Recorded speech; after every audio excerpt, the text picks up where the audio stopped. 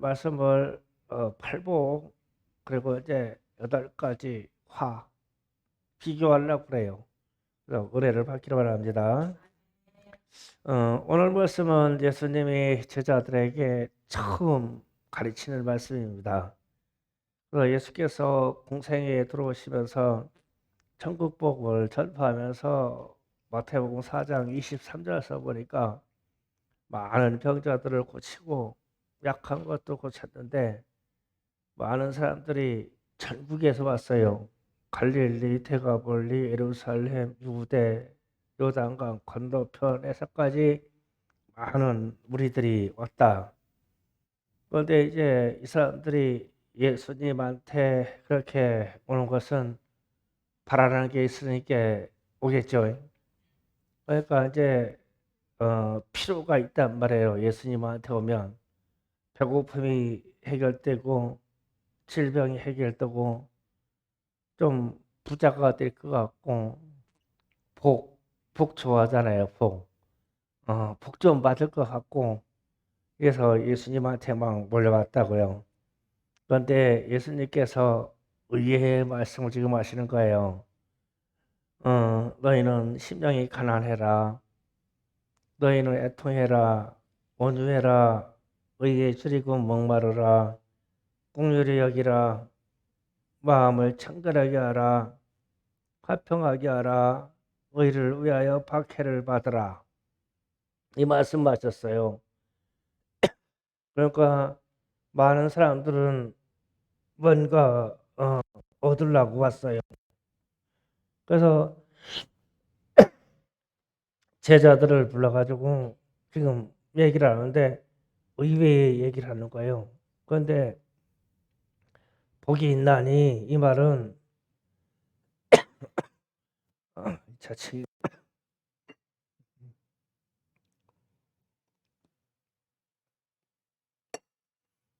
제가 감기꾼이 좀 있어요. 찬바람에 상당히 민감해서 지금 자취가 나오는데 음. 그러니까 복이 있나니 이 말은 이 그 자체가 복이라는 뜻이에요. 그러니까 복은 하나님이 주시는 거예요. 우리는 축복을 빌 뿐이고 그런데 심령이 가난한 것 그것이 복이다. 애통하는 게 복이다. 온유하는 게 복이다. 이렇게 말씀하시는 거예요. 이게 그러니까 지금 나열된 단어들이 자체가 복이다. 그런데 제가 이런 생각을 해봤어요. 그러면은 우리가 이게 복이라는데 하나님이 허락하신 복이라는데 이 말을 우리가 평생을 믿었던 뭐 십수년을 믿었던 우리 학생들 뭐 태어나서 지금까지 교회를 다녔던 간에 이 말씀의 복이 우리에게 얼마나 이루어지고 있을까? 이 질문을 던져봤어요. 그런데 그러면서 이제 뭐 여러분 얘기 안 할게요. 제 자신에게 비교를 해봤더니 형편없는 거예요. 저도 형편없는 거예요. 그래서 어떻게 형편없냐를 비교하면은 본문에서 나오는 말에 반대말을 찾기 시작했어요. 반대말. 그러면서 비교해 보니까 형편없어요. 그러니까 심령이 가난하다라는 말에 반대말은 심령이 부하다는 뜻이에요. 그 심령이 부하다 그러면 마음이 부자다 그러면은 잘난 것으로 가득 채워져 있다 사람들에게. 그러면 이게 교만이고 거만해요. 그러니까 사람이 교만하다. 그래서 천국을 소유하려면 교만하면 안 됩니다. 그 얘기거든요. 그래서 심령이 가난한 자는 천국이 너희 것이다 그랬어요. 그런데 우리 마음에 우리 심령에 교만이 차 있으면 천국을 소유할 수 없다. 그래서 이제 질문하는 거예요. 나는 심령이 가난한 사람인가? 교만한 사람인가? 여러분 스스로 생각해 보세요. 뭐 심정이 가난하고 겸손하다고 주장하고 싶지요. 아마 그럴 거예요. 제가 제 자신에게 형편없다고 던지는 질문이 그거예요. 반대의 말을 찾아보니까. 그러면 이제 애통해라 그랬어요. 애통하는 자는 복이 있다 그랬어요. 애통의 반대의 말은 즐거움입니다. 즐거움. 그러면은 무엇 때문에 그렇게 즐겁다고 했을까? 즉 애통하다는 것은 회개와 눈물을 뜻하거든요. 애통하면 회개가 되고 눈물이 나게 돼 있어요. 그런데 인생이 육체가 즐겁다면 무엇을 해서 이렇게 육체가 즐거울까? 육체가 즐겁대요. 그러면 이제 육체의 즐거움은 쾌락입니다. 쾌락. 그래서 우리가 육체의 즐거움을 찾아가기 위해서 요즘 마약이 심각하죠. 그냥 그거 먹고 뭐 어떤 연예인이 뭐 1,000번을 맞을 수 있는 마약을 소지했다가 걸렸다고 뉴스에 뜨더라고요. 그러면은 육체의 쾌락을 즐기려고 하는 범주가 뭐 마약 뿌리겠어요? 우리에게 뭐 술도 그렇죠. 그다음에 뭐 성적인 것들도 그렇죠. 육체의 즐거움을 채우려면 그렇단 말이에요. 그런데 주님의 말씀이 애통하는 게 자체가 복이다 그랬어요. 그래서 그러면은 이런 생각을 해봤어요. 그 육체의 즐거움을 끊으려고 회개하려고 하면 애통해야 되는데 우리가 애통이 그렇게 쉽게 되나? 잘 안 돼요. 그래서 우리에게 나타나는 육체의 타락, 육체의 쾌락 때문에 회개해야 된다고 하면은 비명을 질러야 되는구나. 비명을 지르는 것만큼 기도해야 되는구나. 안 떨어져. 육체의 즐거움을 가지려고 하는 게 그렇게 안 떨어져. 안 떨어져. 담배를 피우는 사람들도 그래요. 안 끊어져. 참 안 떨어져. 그래서 막 나를 애통적으로 돌려놓고 막 비명을 질러야 되는 거예요. 막 비명을 지르는 거예요. 하나님 도와달라고. 애통 자체가 복이니까. 그 우리가 육체로 즐기는 즐거움이 그것뿐이겠냐는 거예요. 주에 술에 깊이 빠진 사람들 보면은 술이 안 끊어져. 술이 따라다녀. 그래서 어떻게 하냐? 등 돌리고 나가지고 하나님 앞에서 뭐 애통해야 되니까 비명을 질러야 돼요. 그래야 이 육체의 쾌락이 끊어질까 말까 조정이 될까 말까요. 그래서 애통 자체가 복이라는 거예요. 복. 육체의 즐거움을 끊으려야 되니까. 이렇게 되니까 자꾸 반대말을 던지니까 심각해지죠. 심각해져요. 자꾸 여러분을 점검해 보세요. 그리고 나서 이제 주님의 말씀이 세 번째로 그럽니다. 온유한 자는 복이 있다니 그랬어요. 온유한 자가 복이 있다. 온유라는 말은 친절, 부드러움 이런 뜻이에요. 온유하다는 것은. 그래서 온유의 반대말을 생각해 봤어요. 불친절하다, 거칠다. 그러니까 예수님 당시에도 사람들이 상당히 거칠었던가 봐요. 그래서 특히 그 갈릴리 지역의 사람들은 엄청 거칠었습니다.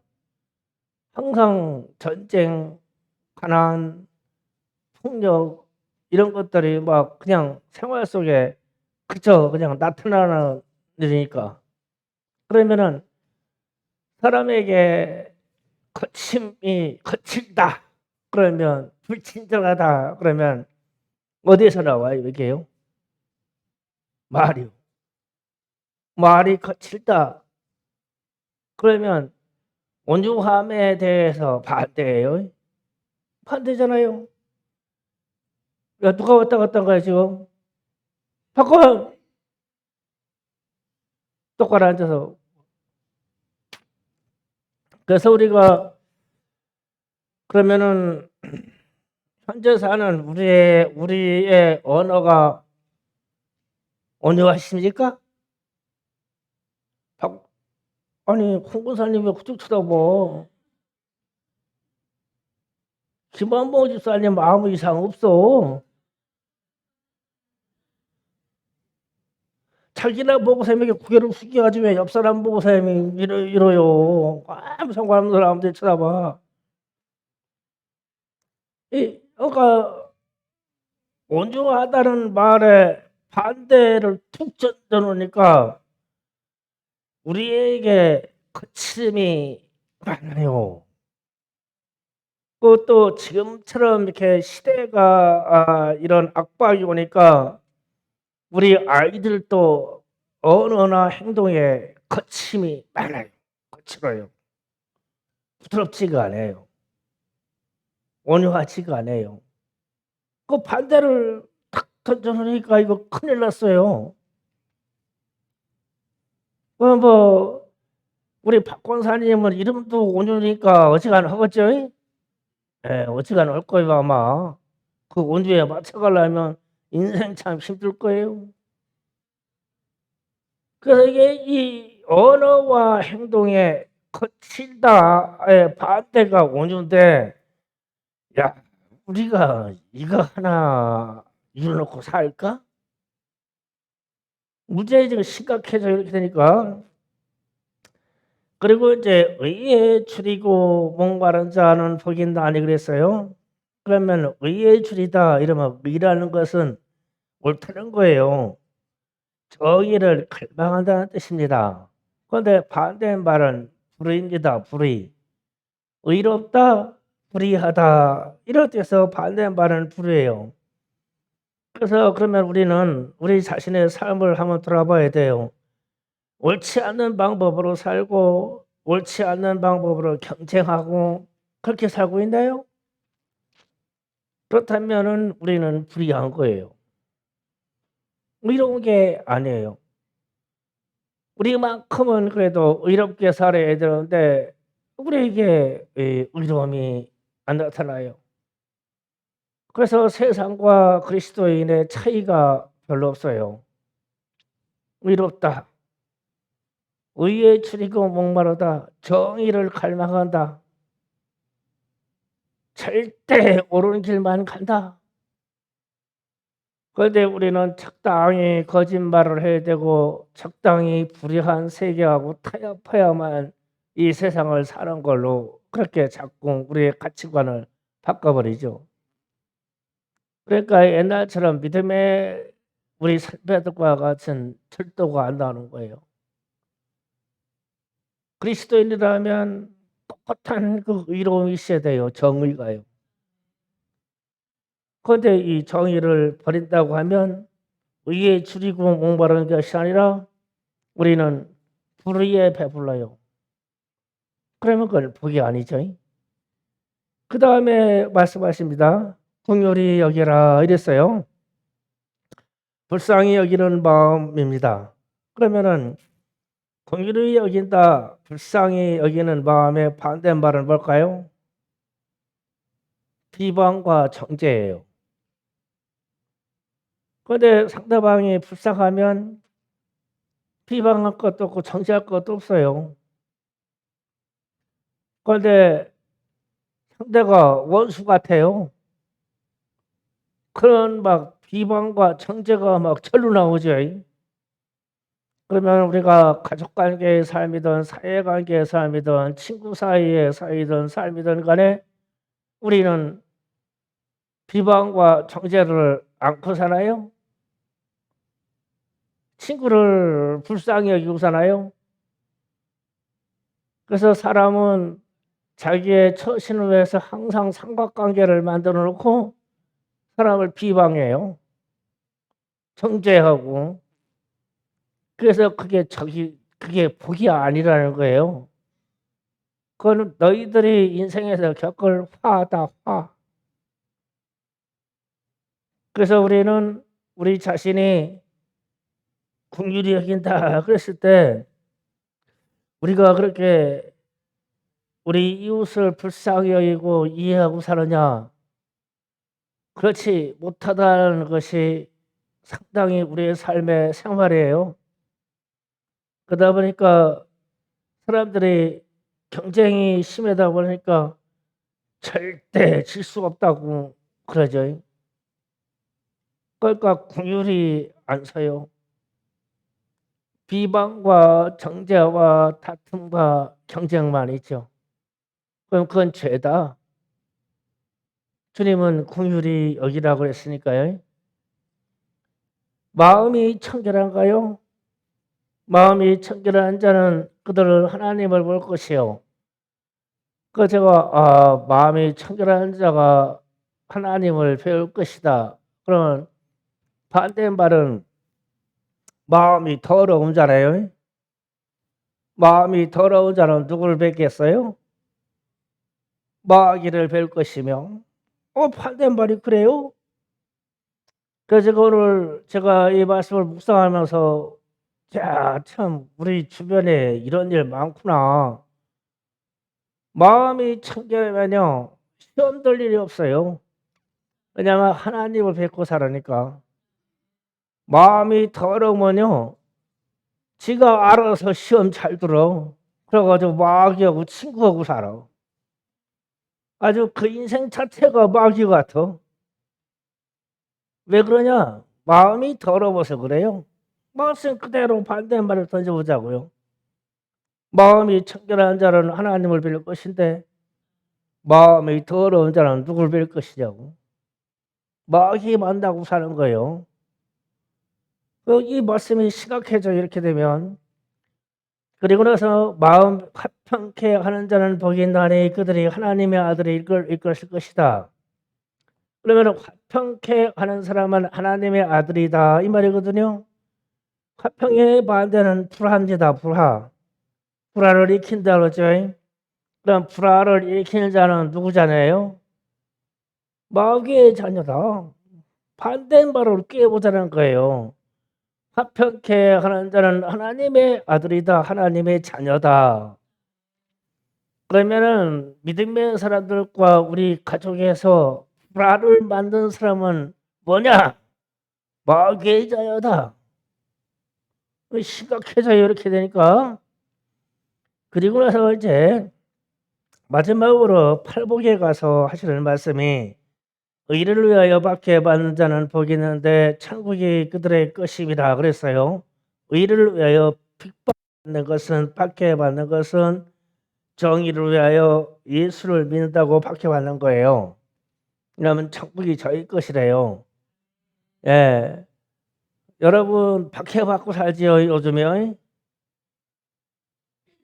예수 믿는다고 박해받으신 분 손 들어보세요.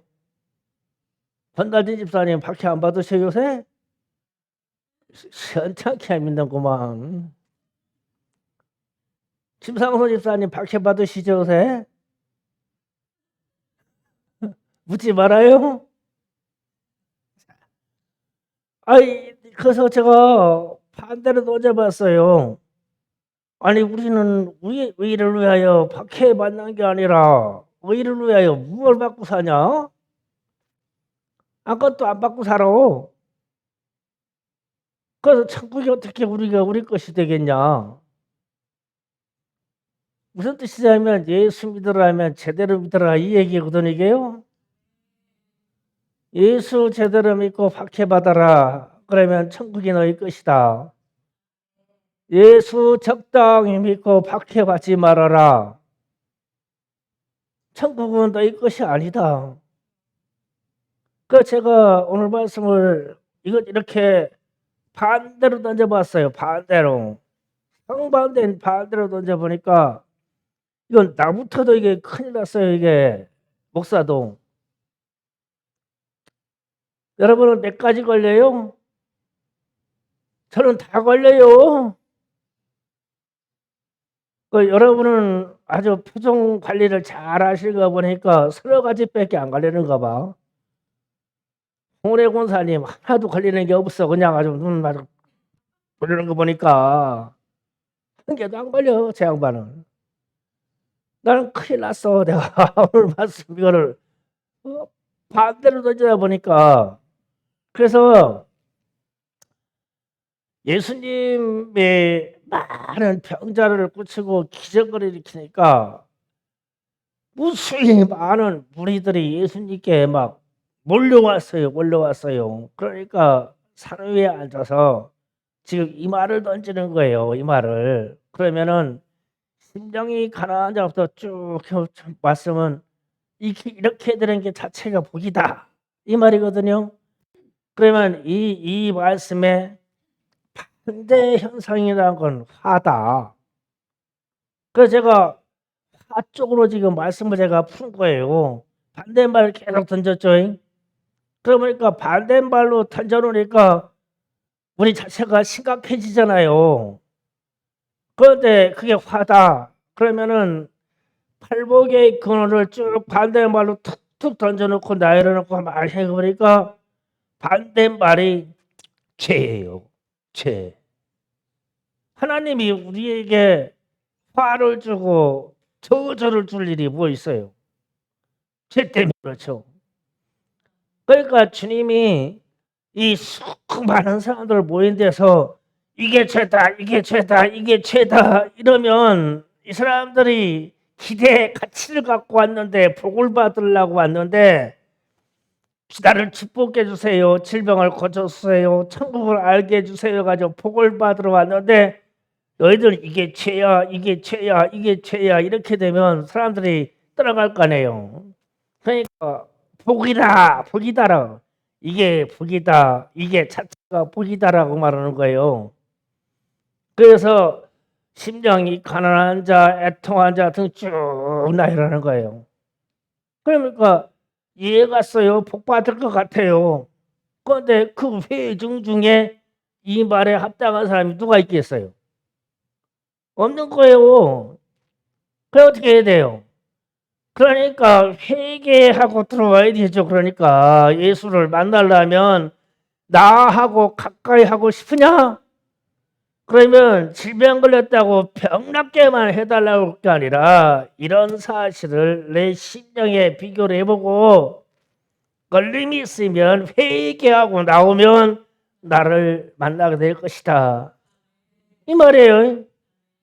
그래서 오늘 제가 이 팔복의 말씀을 반대말로 나열해서 쭉 나열하다 보니까 정도 차이는 있는데 우리도 교회에 왜 오셨냐고 물어보면 오늘 기도하고 문제도 해결하고 복을 받고 싶어서 왔죠.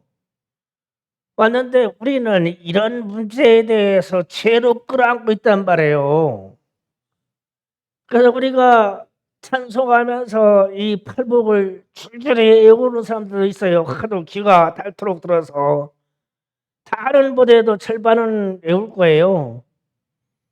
그래서 심령이 가난한 자, 애통한 자, 온유한 자 이 세 가지만 외워도 온유한 자는 복이 있나니.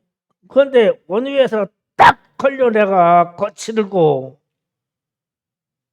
내가 사납고 화를 찬하고 그럼 어떻게 해야 돼요?